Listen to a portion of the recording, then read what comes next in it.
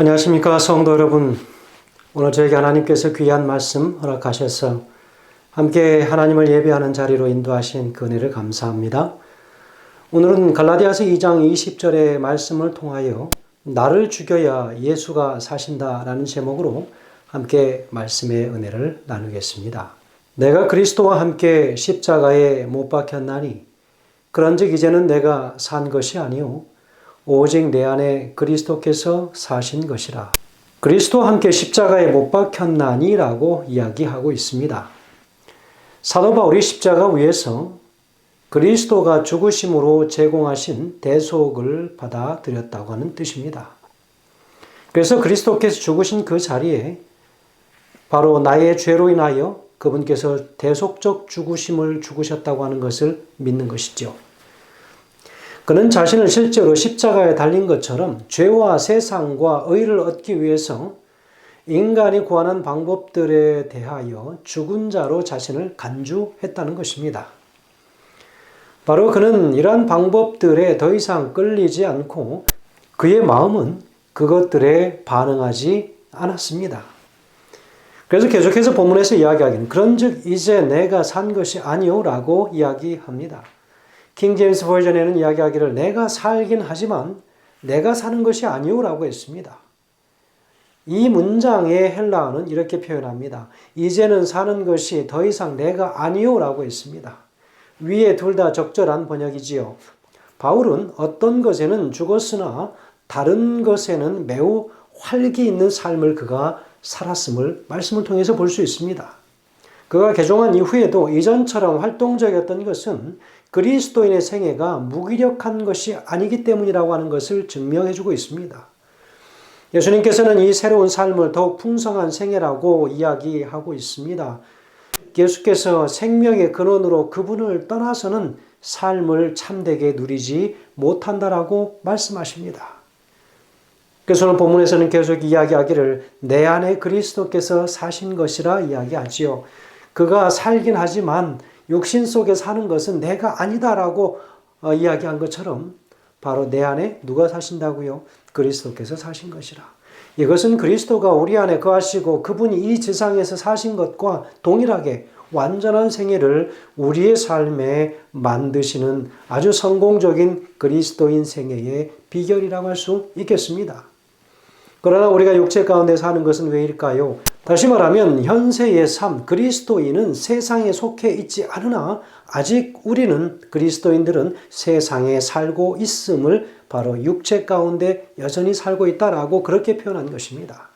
하나님의 아들을 믿는 믿음 안에서 사는 것이라고 그는 이야기하면서 결론을 맺습니다. 무엇입니까?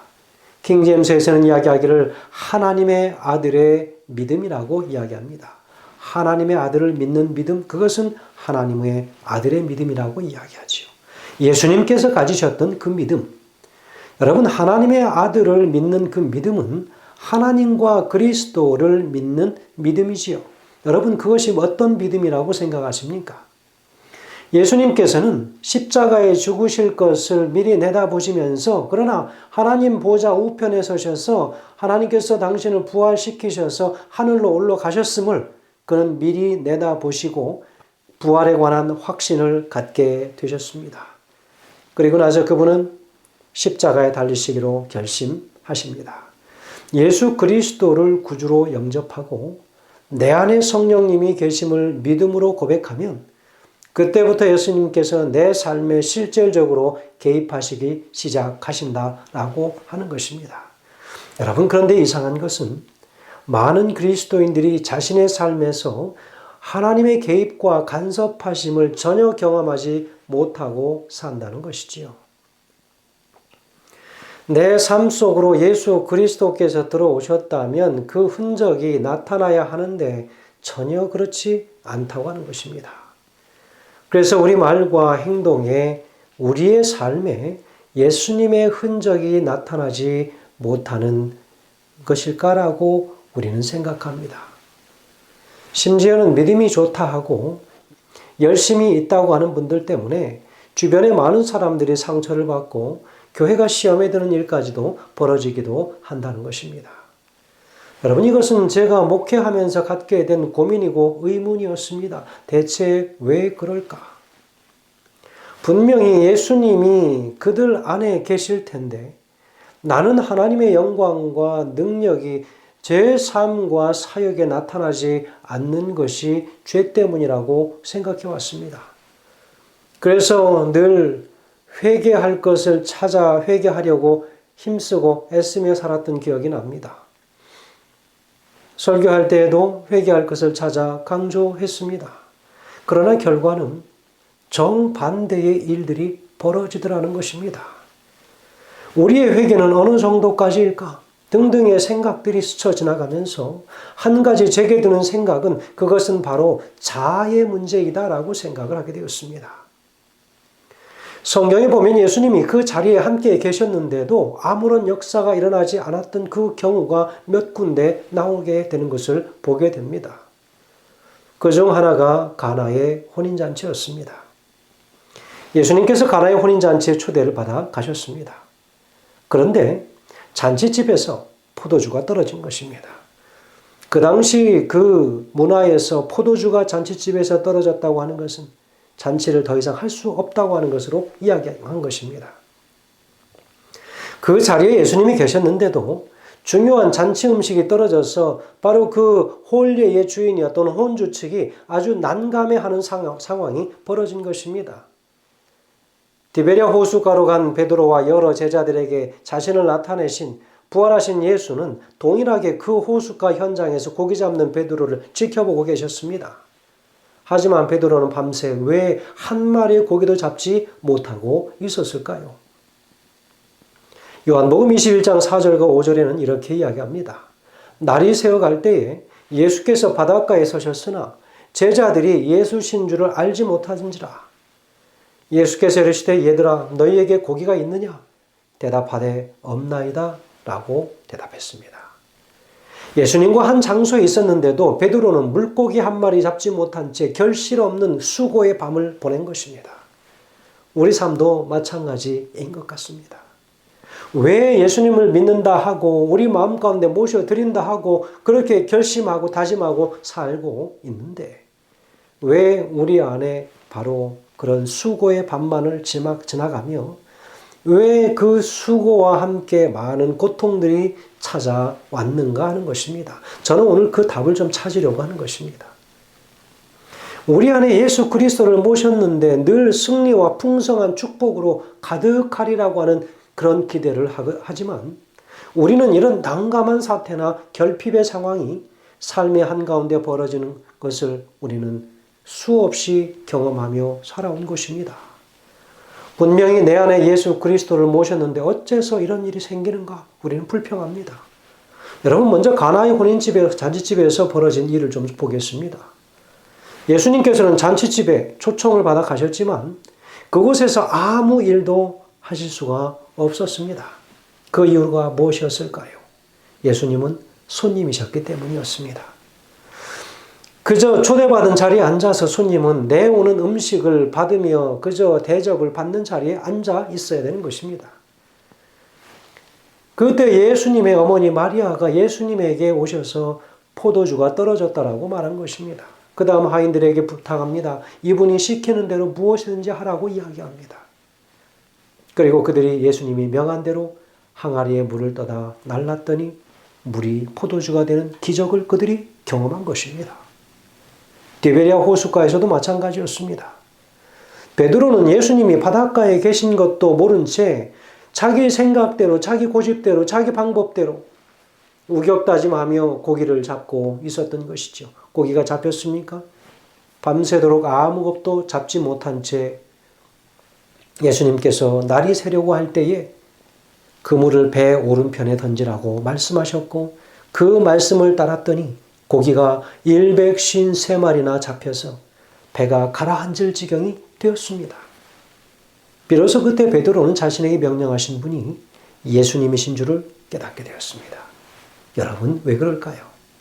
가나의 혼인잔치에서나 지금 이 갈릴리 호숫가에서 물고기를 잡고 있는 이 베드로에게나 무슨 일입니까? 저는 바로 우리가 예수님을 영접했음에도 예수님을 단지 손님으로 모셔드리고 있다면 가나의 혼인잔치 집에서처럼 우리 삶의 포도주는 떨어질 수밖에 없겠다라고 생각이 드는 것입니다. 그러나 예수님이 주인이 되어서 우리에게 명령하시는 위치가 있으시고 우리가 순종하기 시작할 때 문제는 해결된다는 것입니다. 왜 예수님을 모셔놓고 손님으로 앉혀드리는 것인가? 예수님은 모셔드렸다고 하면서 마음대로 우리가 생각대로 그저 우리 고집대로 그렇게 살아가고 있는 그 삶은 포도주가 떨어질 수밖에 없는 삶이라는 것이죠. 아무리 수고의 밤을 지내도 물고기가 잡히지 않는 헛수고의 밤을 보내게 되는 일이 부지기수인 이유가 바로 그것이라고 하는 것입니다. 예수님을 멀리 바닷가에 세워두고 예수님을 내 인생 한가운데에서 직접 명령하시는 자리로 모셔드리면 그때 비로소 우리는 예수님을 경험하는 삶을 살게 된다는 것이죠. 예수님과 싸우면 누가 이기십니까?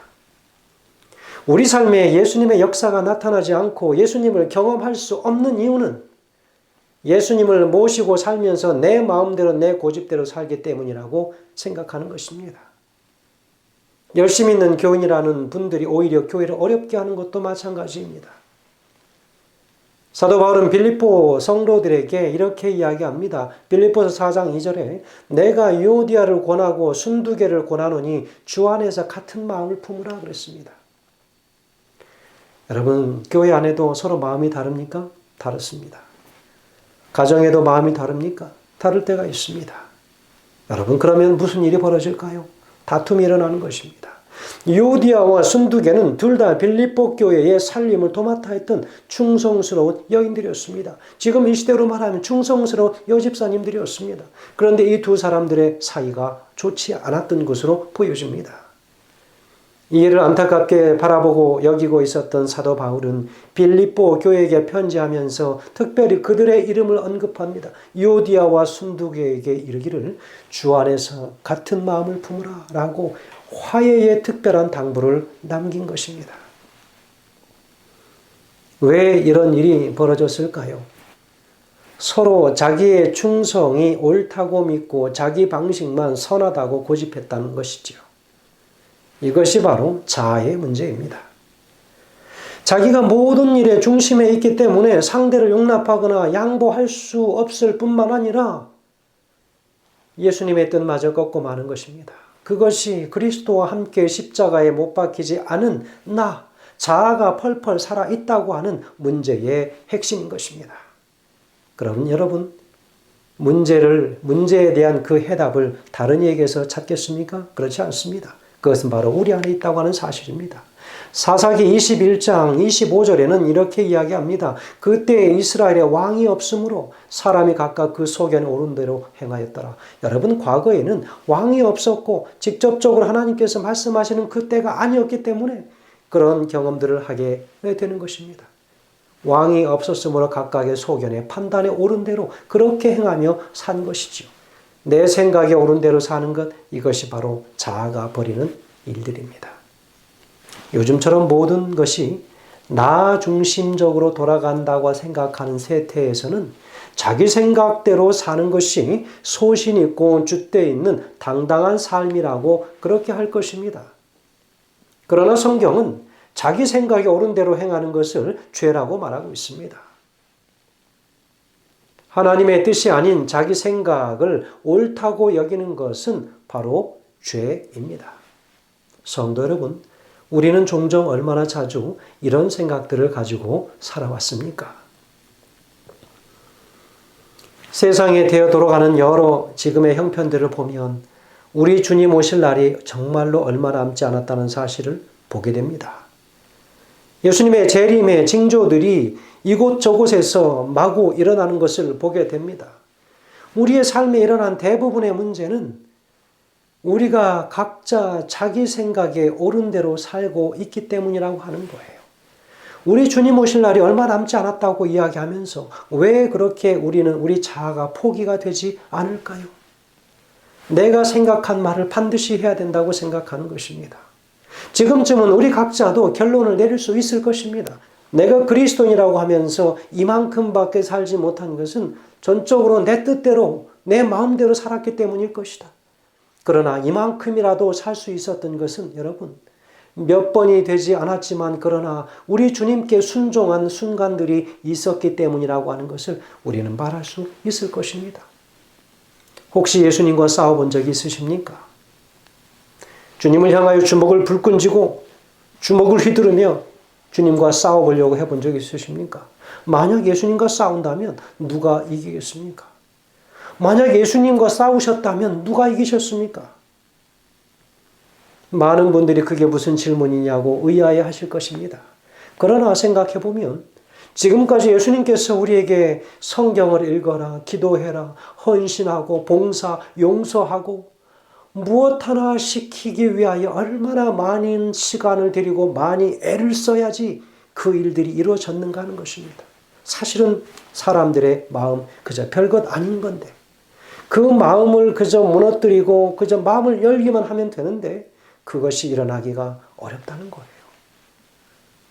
우리 자아가 살아있기 때문입니다.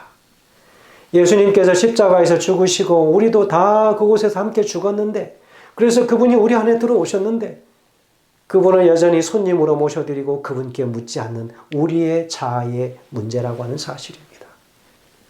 그런데 우리는 마음대로 하려고 하지요. 그렇게 해온 모든 일들이 내 마음이 불편하고 다른 이의 마음이 불편해하고 내 육이 살아가는 것을 내가 느낀다면 그것이 바로 예수님과 싸우는 것입니다. 다른 형제들과 불편하십니까? 가정에서, 교회에서 섬길 때마다 마음의 부대낌이 있습니까? 내 육신이 살아있다는 것입니다. 그것이 바로 예수님과 싸우고 있다고 하는 것, 증거라고 하는 거예요. 예수님께 이기셨습니까? 그 싸움에서 이겼다면 우리는 다 실패한 자들입니다. 예수님 믿는다고 하면서 사실은 자기만 믿고 산 것입니다. 갈라디아서 2장 20절에서 오늘 본문에서 말씀하고 있지 않습니까? 내가 그리스도와 함께 십자가에 못 박혔나니 그런즉 이제 내가 산 것이 아니요 오직 내 안에 그리스도께서 사신 것이라.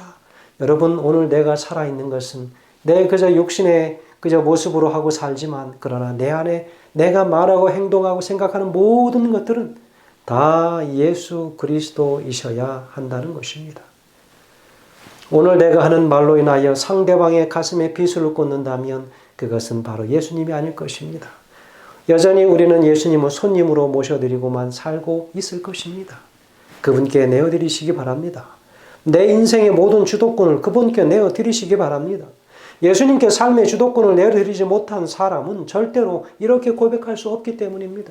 예수님을 믿고 살면서 주님의 마음을 가장 가깝게 느껴본 적이 언제인지 사실은 묻고 싶습니다. 오늘 우리는 예수님과 교제하면서 듣는 음성은 무엇입니까? 내가 죽어야 내가 산다라는 음성이십니다. 여러분 죽는 거 아무나 다 좋아하는 것 아닙니다. 그런데 시간이 지나고 보니까 그 말이 내 자신에게 얼마나 복된 말씀인지를 깨닫게 됩니다. 내가 잘못도 없는데 내가 왜 죽어야 하는 것인가? 사람들은 답답해합니다. 그런데 시간이 지나니까 그 음성이 들리는데 내가 죽는 것이 억울한 일이 아니라 내게 유익이다라고 하는 음성이 들리는 것입니다. 내가 한 번 더 죽는 것입니다. 십자가의 능력을 체험한 사람은 누구나 예수님의 십자가의 죽으심을 확인할 뿐만 아니라 내가 십자가에 못 박혔다는 사실을 확인한 사람입니다. 로마서 6장 6절과 7절에서는 이야기합니다. 우리가 알거니와 우리 옛사람이 예수와 함께 십자가에 못 박힌 것은 죄의 몸이 멸하여 다시는 우리가 죄에게 종노릇하지 아니하려 함이니 이는 죽은 자가 죄에서 벗어나 의롭다 하심을 얻었습니다. 여러분 너무나 귀한 말씀입니다. 왜 예수님과 함께 우리의 옛사람이 못 박혔다고 죽었다고 말씀하시는가? 우리 생명 안에 죄가 들어왔기 때문이지요. 죄와 나를 분리할 수가 없으니까요. 죄가 곧 나이고 내가 곧 죄이기 때문입니다. 그래서 우리가 죄를 짓고 사는 것이 아닌가 하는 것입니다. 죄를 지어서 죄인이 아니라 죄인이기 때문에 죄를 짓는 것이지요. 온갖 불의함과 악함과 음란함과 미움과 시기와 원망과 강팍한 마음이 우리 마음에서 나옵니다. 그렇기 때문에 하나님께서 우리의 옛사람을 예수의 십자가에서 해결하신 것입니다. 마가복음 7장 20절에서 23절에도 이렇게 기록합니다. 또 가라사대 사람에게서 나오는 것이 사람을 더럽게 하느니라. 속에서 곧 사람의 속에서 마음에서 나오는 것은 악한 생각 곧 음란과 도적질과 살인과 간음과 탐욕과 악독과 속임과 음탕과 흘기는 눈과 회방과 교만과 광팬이 이 모든 악한 것이 다 속에서 나와서 사람을 더럽게 하느니라 그랬습니다. 십자가의 능력은 우리가 죄를 지을 때마다 뒤따라 다니면서 죄를 씻어주는 것이 아닙니다. 죄의 종노릇하며 살아가던 우리가 죄를 이기게 하는 능력입니다.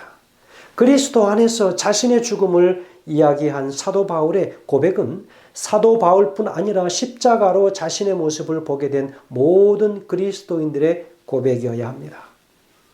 우리가 정말 십자가를 통과했는지의 기준은 오늘 내 자아가 죽었느냐 하는 것입니다. 여러분 아직 우리가 살아있으십니까? 오늘 우리 주님은 자아가 십자가에 못 박혀야 된다고 이야기하고 있습니다. 고린도후서 4장 10절 11절에서는 이야기합니다. 우리가 항상 예수 죽인 것을 몸에 짊어짐은 예수의 생명도 우리 몸에 나타나게 하려 함이라. 우리 산자가 항상 예수를 위하여 죽음에 넘기움은 예수의 생명이 또한 우리의 죽을 육체에 나타나게 하려 함이니라 그랬습니다.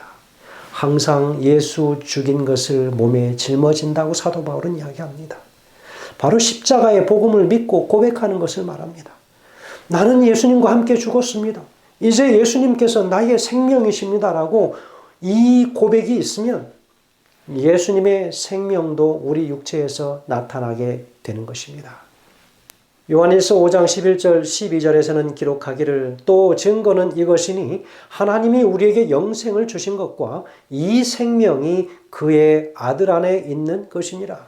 아들이 있는 자에게는 생명이 있고 하나님의 아들이 없는 자에게는 생명이 없느니라. 여러분 영원한 생명 바로 그것이 바로 예수 그리스도 그분 자체라고 하는 사실입니다. 요한복음 17장 3절에도 이야기하기를 영생은 곧 유일하신 참 하나님과 그의 보내신 자 예수 그리스도를 아는 것이다 라고 했습니다. 여러분 나를 위해 죽으신 예수님을 내 안에 모시고 믿으며 오늘도 체험적으로 산다는 것이 진짜 예수, 다시 말하면 생명이 있는 자의 삶이라고 하는 사실입니다.